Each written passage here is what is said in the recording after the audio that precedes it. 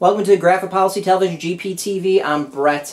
We've got another unboxing. This is the WizKids War of Light Dice Masters Gravity Feed. We're going to be cracking open about 10 packs of the War of Light dice. We're not going to take them out of this Gravity Feed, though. This one is from me. Instead, we're going to do some packs that we got out of the collector's box, and then WizKids hooked us up with another 5 packs. So we're going to open up 9 packs to show some things off, and then to save you having to watch me actually open up video of 90 packs, because I'd imagine that's going to get really boring really quick. Instead, I'm going to open them all up, and I'm going to come back and write a nice little article about some, my general thoughts of the set, and then some of the cooler combinations out there, probably taking it as one Lantern Core at a time.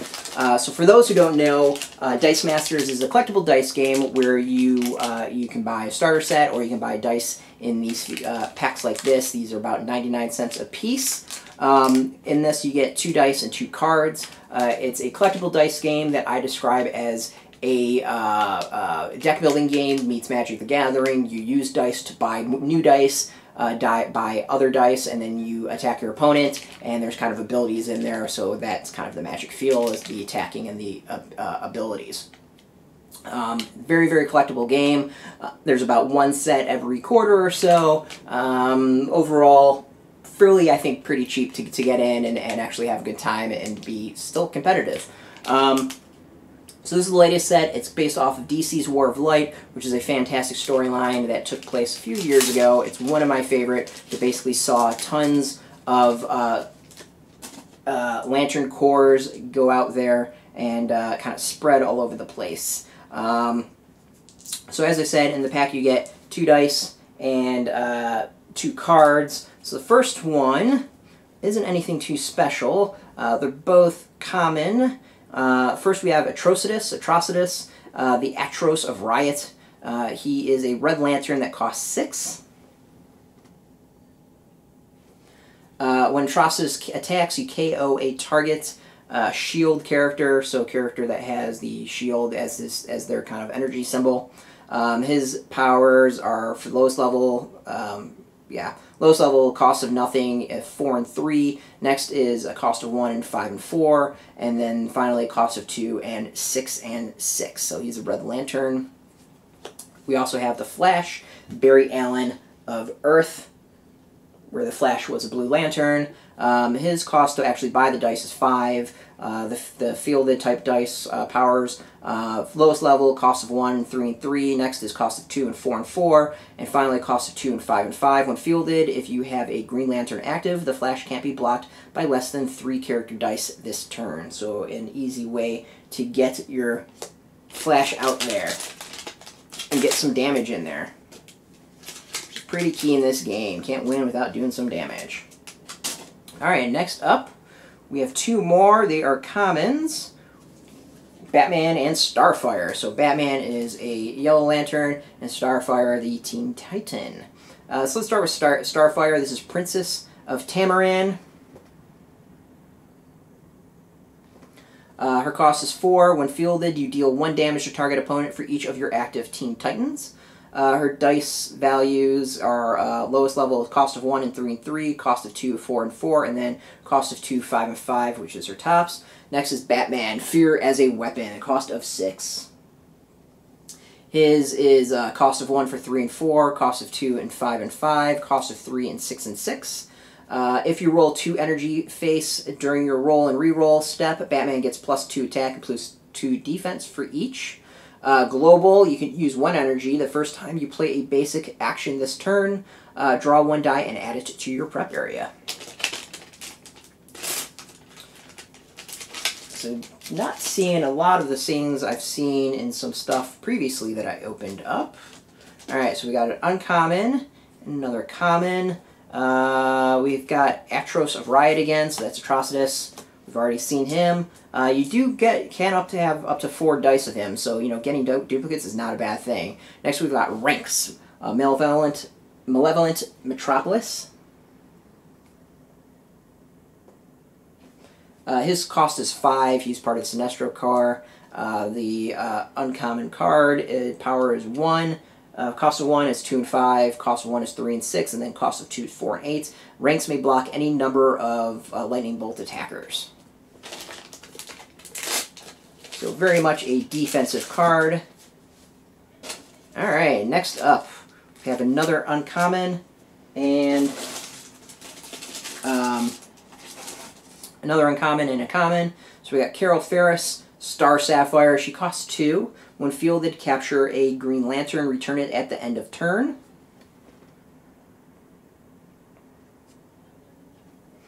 Her cost is 0 for 1 and 2, 0 for 2 and 3, and then 1 for 2 and 4. And then we've got Miri Riam, Unextinguished Devotion. When fielded, deal 1 damage to target character for each lantern color you control. The card costs actually 4 to buy the dice. Get them in. The dice themselves, cost of nothing with 1 and 2, cost of nothing 2 and 2, cost of 1 of 3 and 3. Next up. Alright. We've got more Star Sapphire. So we've got the Anti-Monitor.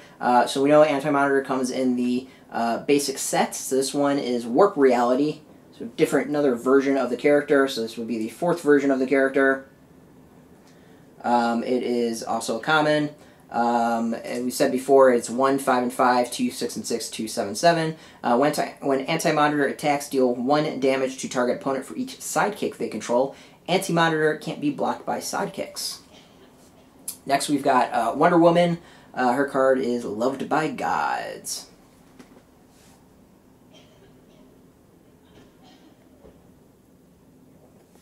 Hers is cost of 0, 2 and 3, 1, 3 and 3, 1, 4 and 4. While Wonder Woman is active, if you roll 3 or more shield, excluding question marks, your sidekicks are unblockable this turn.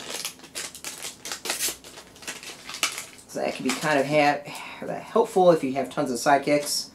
Alright, next we've got Saint Walker, Blue Lantern.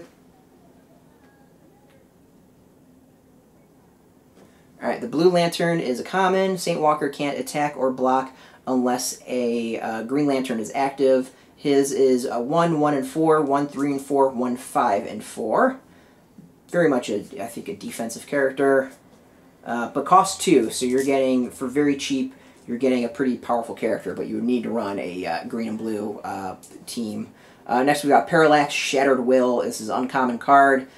Expensive 7.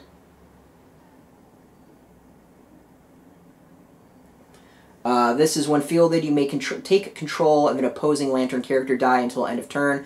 That character die must attack this turn, return it to your opponent's field zone at the end of turn. Parallax is 1, 4 and 4, 1, 6 and 6, and 3, 8 and 8. So pretty much a beast of a beast. What we would expect. Speaking of beasts, we've got another uncommon and common combination. This one is Mongol, who is a Yellow Lantern. Mongol is 1, 4 and 2, 2 for 5 and 4, and 3, 6 and 5. He has no special abilities, and now we have Monk, Compassionate Protector, one of the Indigo Lanterns. Alright, Monk is, this character takes no damage during the attack step if Indigo 1 is active. His is 1, 2 and 2, 1, 3 and 2, 1, 3 and 3.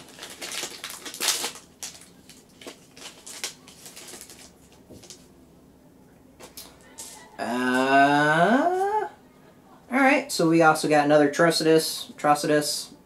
But we have another uncommon, Carol Ferris, A Link Between Hearts. Now we had another Carol Ferris. Both of them cost 2. This one's uncommon, whereas the other one was common. So this one is Carol Ferris cannot be damaged by Green Lanterns or Blue Lantern characters in combat. So great card if you know your opponents are playing Blue and Green Lanterns. The final pack we're going to open on this video, because I really don't feel like boring you and opening up 90 packs. What do we got? We've got somewhat, I would say, disappointing ending. Wish I had more exciting packs to open right now. We have Saint Walker again. I believe we've already seen this one, the Brody Walker of Estonia. So we're going to skip that one, but we have another card. This is Lantern Battery Recharge, cost of 5.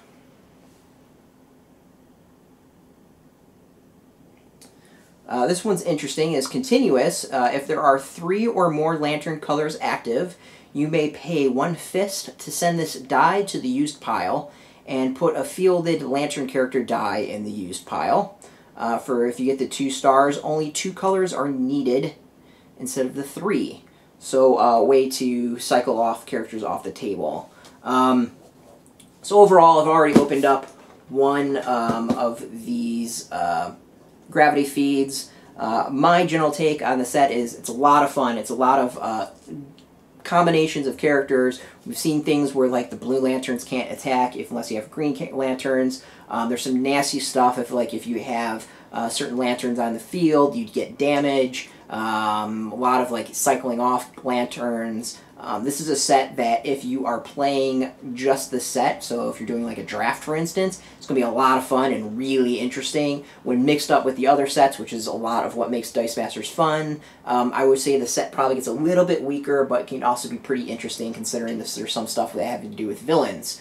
There are lots of chase in the set. There's all these black lanterns in the set. The black lanterns are chase lanterns, hard to get. Maybe you're looking at 1 per box. I think there's 1 chase per box, so they'll be hard to get the complete set, but those are particularly really nasty from what I've seen, and tons of people are going to want it. But overall, I'm a huge fan of the set. I think it adds a lot of interesting combinations to the Dice Masters game. Highly recommend folks checking it out. And I'm going to follow this up with probably a couple posts on the site going over various specifics of the set. So thanks for watching. This is Graphic Policy Television, GPTV. I'm Brett. We've been going over the War of Light Dice Masters Gravity Feed. You can also catch our videos where we opened up the Collector's Box and the Starter Set. Of course, you can catch us every single day at graphicpolicy.com. We're on Facebook, YouTube, Twitter, all at Graphic Policy. Yeah, we keep it really consistent. So, thanks for watching. Until next time, keep on rolling those die and keep it geeky.